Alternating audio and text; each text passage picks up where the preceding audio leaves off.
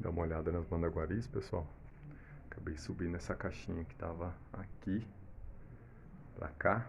Elas estão perdidas um pouquinho, né? Acabei de mudar. Logo elas vão localizar a movimentação dela. Logo elas estão localizando já e chegando na caixinha.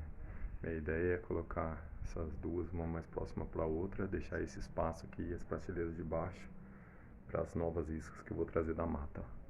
Então aquela lá foi a que eu primeiro transferi, essa caixinha está vazia, já esperando a próxima. E essa daqui que eu acabei de subir para esse andar de cima aqui.